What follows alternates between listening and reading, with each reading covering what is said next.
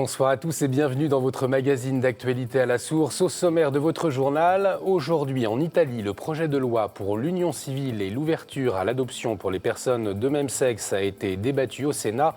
Samedi, les Italiens se sont rassemblés à Rome pour s'y opposer. L'évêque de Montauban a co-signé une tribune publiée dans le Figaro et Famille chrétienne. Avec 6 autres évêques, il dénonce l'absence de débat sur la question de l'avortement. Il nous dit pourquoi.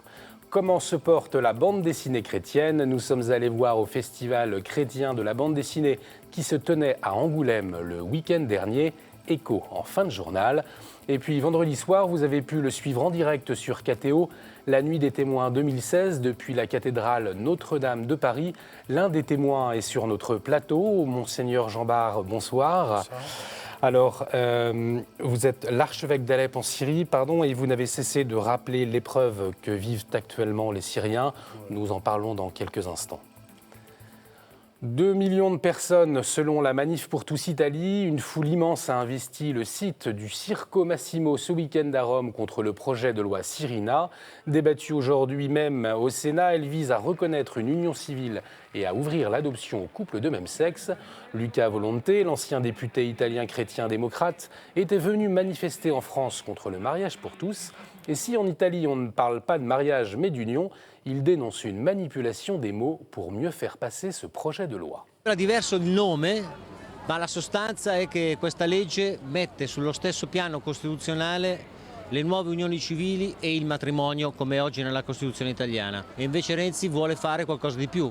Vuole introdurre surrettiziamente la GPA-PMA, vuole sconvolgere la famiglia e il matrimonio e vuole soprattutto sconvolgere la vita delle future generazioni dei nostri cittadini italiani con i bambini senza una mamma e senza un papà.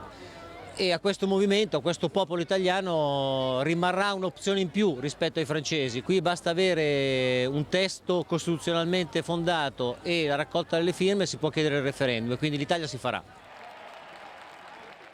Si la conférence épiscopale ne soutenait pas officiellement cette manifestation, le pape François a rappelé le 22 janvier que la famille est fondée sur le mariage indissoluble, uni et voué à la procréation.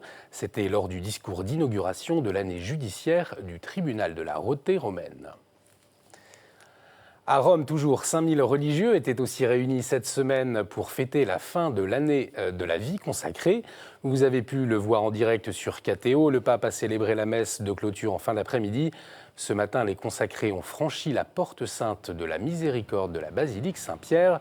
Ce passage symbolique de l'année de la vie consacrée vers l'année de la miséricorde est un lien logique pour le cardinal Bras de Avise, le préfet de la congrégation pour les instituts de vie consacrés et les sociétés de vie apostolique.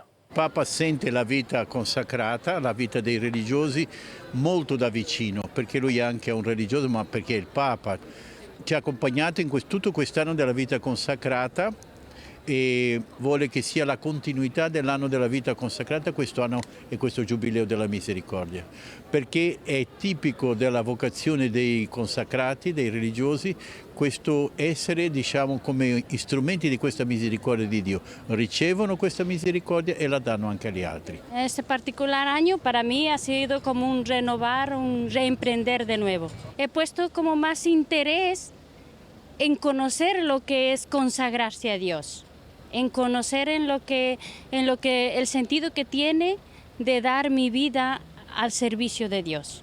Esa es mi respuesta, es seguir dentro de la misericordia, porque si no tenemos misericordia, nuestra vida consagrada, nuestra entrega, nuestro servicio no tendría mucho sentido, mucho relieve para los demás. Cela ne vous a pas échappé, cette année de la vie consacrée se termine le jour de la présentation de Jésus au Temple et c'est aussi le jour de la Chandeleur. Le week-end dernier, avec un peu d'avance, on fêtait aussi la Chandeleur à Libourne avec le Festival de la Lumière, un rendez-vous incontournable pour la communauté chrétienne locale. Pièces de théâtre, témoignages, prières, repas, autant de propositions joyeuses et fraternelles pour fêter le Christ Lumière, comme nous l'explique le Père Dubosc, curé de la paroisse de Libourne. C'est important que notre Église, comme le dit le pape François, soit davantage encore en sortie. C'est ce qu'on essaie de vivre à travers ce Festival de la Lumière, à travers ces propositions très, très variées, culturelles, spirituelles. C'est important que vraiment notre communauté chrétienne et plus largement encore dans tout l'ensemble pastoral se rassemble vraiment autour de la lumière qu'est l'Évangile, qu'elle en vive, qu'elle s'y convertisse. Je crois que c'est un appel que le Seigneur nous adresse à chacun d'entre nous tout au long de notre vie. Et puis en même temps, cette lumière que nous portons en nous-mêmes et que nous essayons de vivre avec nos faiblesses, nos limites, c'est important que nous puissions la diffuser, l'annoncer aux autres. Le prochain congrès eucharistique international aura lieu en 2020 à Budapest, en Hongrie. C'est ce qu'a annoncé le Saint-Père dans une vidéo diffusée dimanche lors de la messe de clôture du 51e congrès eucharistique international qui se tenait dans la ville de Cebu aux Philippines. Placé sous le thème « Christ en nous, l'espérance de la gloire », il a débuté le 25 janvier. 10 000 délégués venus de 72 pays y ont participé pour approfondir la dévotion à l'Eucharistie et fortifier l'engagement missionnaire. Dans sa vidéo, le Saint-Père a salué la foi du peuple philippin en rappelant au monde l'urgence de se faire missionnaire. I visited the Philippines in the wake of Typhoon Yolanda. I was able to witness at first hand the deep faith and resilience of its people. Some 500 years ago. Ever since, they have given the world an example of fidelity and deep devotion to the Lord and His Church. They have also been a people of missionaries, spreading the light of the gospel in Asia and to the ends of the earth. Le Saint-Siège a reconnu officiellement les constitutions de l'Institut du Christ-Roi. Le cardinal Muller, préfet de la Congrégation pour la doctrine de la foi, a signé le décret le 29 janvier, jour de la Saint-François de Sales, patron de l'Institut. Fondé en 1990, ses membres mènent une vie de chanoine missionnaire et pris selon la forme extraordinaire du rite romain. Pour Monseigneur Schmitz, le vicaire général de l'Institut et provincial de France, cette décision conforte la vocation de l'Institut. On l'écoute. C'est une assurance que nous sommes sur la bonne voie, que tout ce que nous faisons dans l'Église et pour les âmes, c'est ce que l'Église veut que nous faisons, et surtout notre forme canoniale, c'est-à-dire notre statut de chanoine séculier, de prêtre séculier qui vivent en communauté pour la liturgie au service des âmes, a été reconnu comme une forme valide aussi dans notre 21e siècle.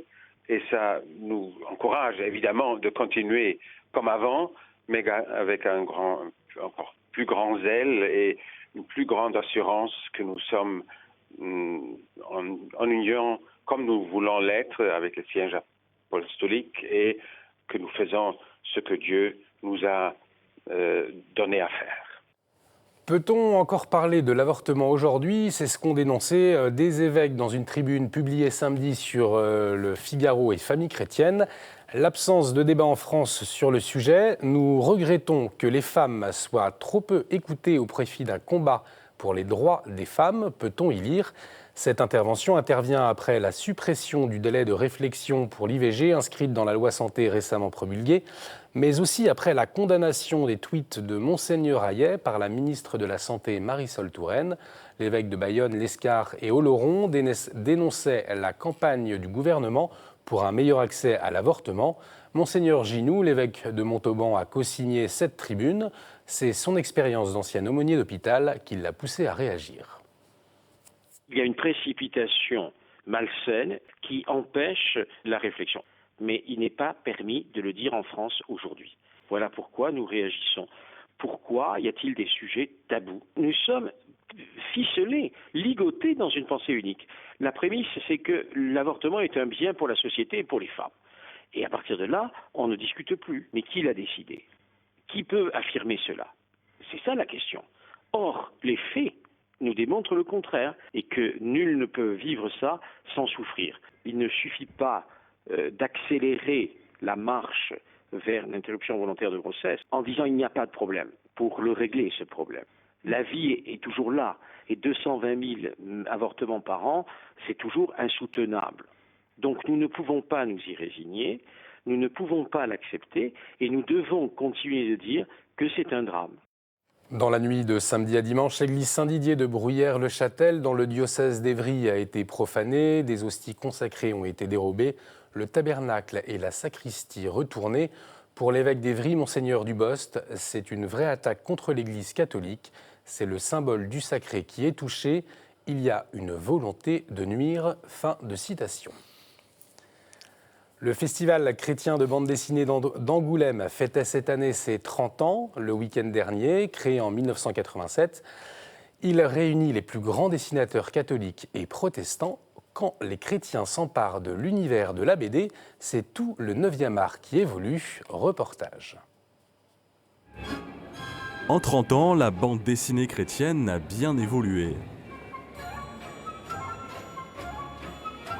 Si les histoires de la vie des saints ou les bibles illustrées sont encore très présentes, de plus en plus de dessinateurs osent briser les codes. Illustration avec les explorateurs de la Bible. Avec ses graphismes modernes et son scénario nerveux à la Black et Mortimer, l'album nous fait découvrir tout un pan de l'histoire de l'ordre des Dominicains. Les Dominicains publient beaucoup de livres savants et nous on s'est dit que c'était bien de leur proposer de faire quelque chose un peu ludique mais à la fois sérieux. C'est une BD qui peut être lue par un public chrétien et même un public curieux, intéressé par l'archéologie, par l'histoire. C'est une BD très large. Mais dans le monde de la bande dessinée, les auteurs chrétiens peinent à se faire une place. Les maisons d'édition hésitent souvent à publier ces livres étiquetés comme religieux avec le risque de faire peu de ventes. Jean-François Kiefer, avec ses aventures de Loupio qui se sont écoulées à 600 000 exemplaires, sait qu'il est une exception. Les maisons d'édition savent qu'il y a une niche, entre guillemets, un public chrétien, catholique, familial, mais elles savent bien aussi que cette niche n'est pas en expansion.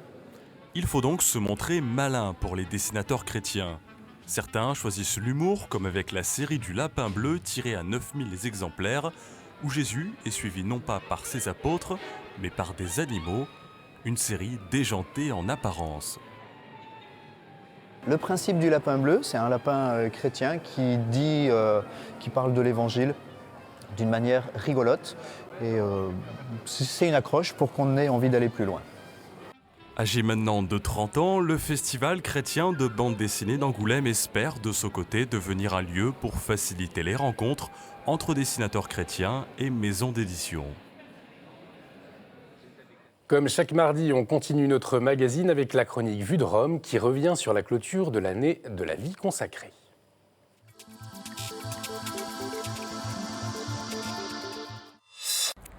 Bonjour, ça y est, l'année de la vie consacrée vient de prendre fin. Pour la toute dernière semaine de cette année riche en événements et en rencontres, près de 5000 consacrés du monde entier se sont retrouvés à Rome. Au programme, un colloque, une audience avec le pape François et une veillée de prière dans la basilique Saint-Pierre. Pendant une semaine, religieux, moniales, membres d'instituts séculiers et de communautés nouvelles ont donc participé à plusieurs conférences, souvent autour du thème de la miséricorde. Parmi eux, près de 300 Français qui dressent un bilan globalement positif de cette année de la vie consacrée. Beaucoup se réjouissent de la meilleure connaissance mutuelle des différentes formes de vie consacrée dans l'Église. D'autres notent le besoin d'un nouvel aggiornamento de la vie consacrée. Certains confient s'être remis en cause. Et d'autres encore avancent que certaines congrégations pourraient être amenées bientôt à disparaître. La vie consacrée fait en effet face, dans certaines régions du monde, comme le sacerdoce, à la crise des vocations. Le pape François en est bien conscient. Il a largement abordé ce problème devant les 5000 participants de ce jubilé de la vie consacrée qu'il rencontrait hier. Dans un discours totalement improvisé, le premier pape jésuite de l'histoire a même confié que la baisse des vocations lui coûtait beaucoup. Pourquoi le ventre de la vie consacrée devient-il si stérile, s'est même demandé le pape. Et puis filant cette métaphore de la stérilité, le pape a mis en garde contre la tentation d'avoir recours, je cite, à l'insémination artificielle. Ainsi, ce n'est pas parce qu'on manque d'effectifs qu'il faut recruter à la va-vite des candidats à la vie consacrée. Le pape a donc insisté avec force sur le sérieux du discernement des vocations. Et puis il a encouragé à ne pas désespérer et à prier davantage pour que le Seigneur donne des fils et des filles aux congrégations. Enfin, cet après-midi, le pape François a donné le point final à cette année de la vie consacrée en présidant une messe dans la basilique Saint-Pierre en présence de 5000 religieux et laïcs consacrés du monde entier. Je vous dis à la semaine prochaine. Merci Bénédicte. On part outre-Atlantique pour notre chronique du monde. Aux États-Unis, au Texas, des hommes ont découvert dans un planning familial un trafic d'organes de bébés avortés.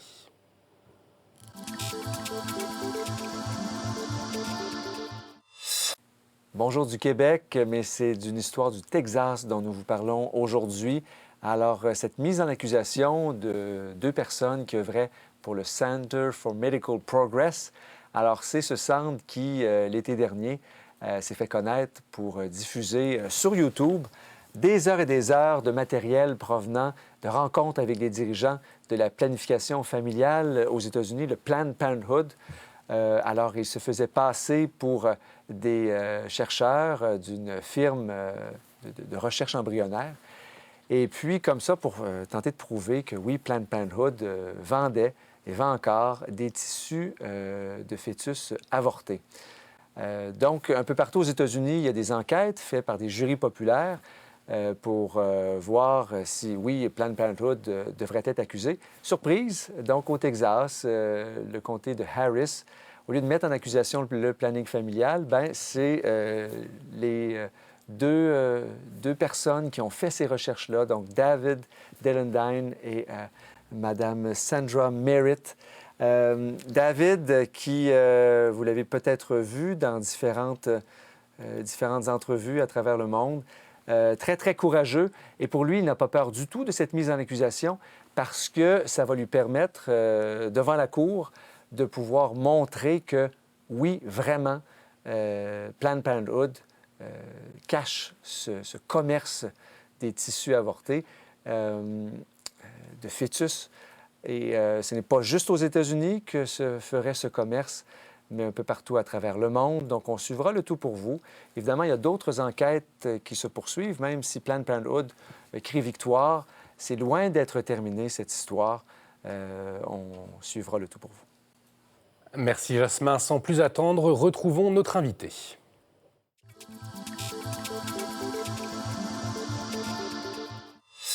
Monseigneur Jean Bart, bonsoir. Vous êtes l'archevêque d'Alep en Syrie. Alors vous êtes de passage en France pour quelques jours pour témoigner de la réalité de la situation dans votre pays. Vous participez notamment à la nuit des témoins. Alors aujourd'hui, c'est quoi la réalité en Syrie ? La réalité en Syrie, c'est que c'est un pays qui a été détruit, démoli. C'est une désolation partout. C'est une misère. Les gens n'ont plus de travail, n'ont plus de ressources, et surtout, particulièrement à Alep, d'où je viens. Alep est une ville qui était à l'avant-garde des villes prospères du Moyen-Orient, une ville qui avait une industrie développée, une industrie qui donnait du travail à 1 200 000 habitants, ouvriers, et qui actuellement trouve toute son industrie détruite ou volée, et son commerce détruit, ses institutions désintégrées, et une ville où les écoles, les hôpitaux ont été gravement endommagés. Vraiment, jamais Alep n'a vu une situation pareille. C'est une ville qui a 8000 ans d'âge, peut-être la ville la plus ancienne du monde, encore vivante, encore existante, et qui finalement se trouve dans une situation de misère et de désolation totale. Alors justement, depuis hier matin à Genève, il y a des pourparlers pour tenter de trouver des solutions pour mettre fin à cette guerre. Qu'est-ce que vous attendez justement de ces discussions et puis plus généralement des pays de la coalition ? Ces discussions, ces réunions de Genève, nous les attendions depuis longtemps et nous les attendions avec anxiété. Et nous voulons qu'elles puissent donner quelque chose. Je pense qu'elles donneront quelque chose. Au moins, ils feront une défriche du terrain, préparant des résultats plus concrets, plus sérieux. Et moi, je crois toujours au dialogue. Et je trouve qu'un dialogue qui commence, si les bonnes intentions existent, il est certainement en voie de développement et il est dans la bonne voie, il donnerait des résultats. Alors, la semaine dernière, dans les locaux de la Conférence des évêques de France, vous parliez de la timidité de l'épiscopat français par rapport à la situation de la Syrie. Qu'est-ce que vous entendiez par là? Est-ce que vous pouvez nous dire votre sentiment? Oui, je considère et je vois que l'épiscopat français, en tant que conférence épiscopale, au moins n'a pas pris des positions fermes et claires concernant la Syrie et concernant les chrétiens en Syrie. Ils nous ont accompagnés de leurs bons sentiments, oui. Ils nous ont promis la prière, oui, et c'est très important. Nous considérons que la prière vient avant tout. Mais nous n'avons pas entendu des positions fermes, claires et vraiment courageuses pour appeler les nations européennes, la France en premier, à prendre les dispositions, à faire ce qu'il faut pour arrêter ce carnage, pour pousser vers le dialogue et pour quand même mettre de côté les intérêts purement matériels et égoïstes des nations. Alors justement, Monseigneur, quelles sont pour vous les dispositions qu'il faudrait prendre aujourd'hui? Les dispositions, bien sûr, l'Église ne peut pas prendre de dispositions. L'Église n'est pas une institution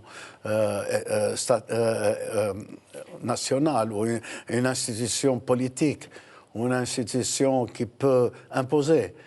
L'Église, comme le Saint-Père, n'a pas de régiment, il n'a pas d'armée, il n'a pas de char d'assaut, comme avait prétendu un jour Staline en s'adressant au Saint-Père. Mais l'Église, quand même, est une institution, premièrement, humaine, une institution religieuse, respectée, et elle est crédible. Et je crois que les paroles de l'Église sont entendues. Et je crains parfois que nous manquions de confiance en nous-mêmes, nous évêques, nous Églises, et nous pensons que la réaction de l'opinion publique serait la même que celle des médias qui sont, nous le savons, souvent manipulés ou qui est parfois même acheté. Mais l'opinion publique ne se laisse pas prendre au jeu, parfois, souvent. Et les hommes d'aujourd'hui, de plus en plus, réalisent que nous sommes comme si c'était la tour de Babel, où tout le monde dit et parle et personne ne comprend ce que disent les autres, parce qu'il n'y a pas une voix transparente, claire. Et je crois qu'ils attendent de l'Église cette parole parce que le monde croit, les hommes ont confiance en l'Église. Ils savent que l'Église ne ment pas, et ils savent que l'Église, quand elle dit quelque chose, elle le dit en pleine confiance, qu'elle dit la vérité qu'elle considère. Monseigneur, vous parliez de manipulation des médias. Qu'est-ce que vous entendez par là? Eh bien, nous avons au moins, pour notre problème en Syrie, mais même en Europe, pour d'autres problèmes, nous assistons à de grands trusts, à de grands investissements pour acheter des chaînes de télévision, des journaux, des magazines, des revues.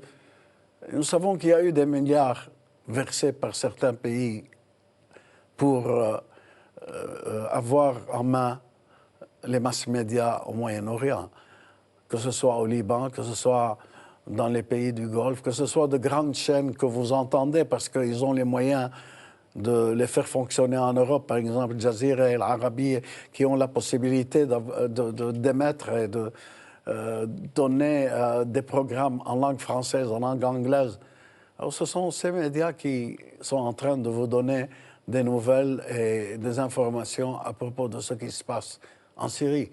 De même, ils ont monté des bureaux des agences de presse, mais même des bureaux, des ONG, des organisations non gouvernementales qui prétendent donner la vérité. Par exemple, l'Observatoire syrien des droits de l'homme à Londres, qui est dès le départ connu comme étant un agent et, si vous voulez, un bureau d'information de l'opposition au gouvernement syrien. Je vous propose, pour terminer, une dernière question. Vous êtes à la tête de l'association Bâtir pour rester. Oui. Alors aujourd'hui, vous êtes encore positif. Vous pouvez bâtir et rester en Syrie? En fait, Bâtir pour rester est un mouvement auquel je pensais il y a un certain temps, mais j'ai dû le lancer officiellement et malgré tout ce qui se passe, parce que je voyais que la situation devenait de plus en plus dramatique et que l'exode et le départ de beaucoup de chrétiens de Syrie mettaient en danger notre pérennité dans ce pays où l'Église a vu le jour. Vous savez très bien, vous avez vu les actes des apôtres, vous savez que les premiers chrétiens, ce sont les Juifs de la diaspora qui étaient venus, comme à leur habitude chaque année, en pèlerinage à Jérusalem le jour de la Pentecôte juive, et que cette Pentecôte, cette fois-ci, avait coïncidé avec la Pentecôte chrétienne, la descente de l'Esprit Saint sur les apôtres, et que ce jour-là regroupait des dizaines, des milliers de Juifs venus pour ce pèlerinage. Et là, 3000 avaient été baptisés par les apôtres. Ces 3000 sont retournés chez eux, Damas, Alep, Homs, Latakia, Tars, mais aussi Sidon et Tyr. Et la vie de l'Église a commencé à partir de ces chrétiens de Syrie qui ont pris le Christ, qui ont été baptisés et confirmés avec les apôtres le même jour à Jérusalem. Et c'est pour ça que c'est très important pour nous que nous puissions continuer et maintenir cette Église là où elle est née. Et de plus, la terre syrienne est une terre sainte, sanctifiée par le sang de millions de martyrs à travers ces 2000 ans. Son sol est abreuvé de sang de martyrs et même son sol est mélangé de reliques d'innombrables saints, d'innombrables personnes qui sont mortes et qui sont ensevelies sur cette terre. C'est une terre sainte. C'est une terre sainte qui nous tient à cœur et qui doit tenir à cœur de tout chrétien dans le monde. Merci beaucoup, Monseigneur, d'avoir accepté notre invitation et de nous avoir donné votre témoignage. Merci à vous de nous avoir suivis. Je vous rappelle que la Nuit des témoins demain se déroulera à Rennes et jeudi à Dijon. Merci de nous avoir suivis. On se retrouve jeudi. Excellente soirée sur KTO.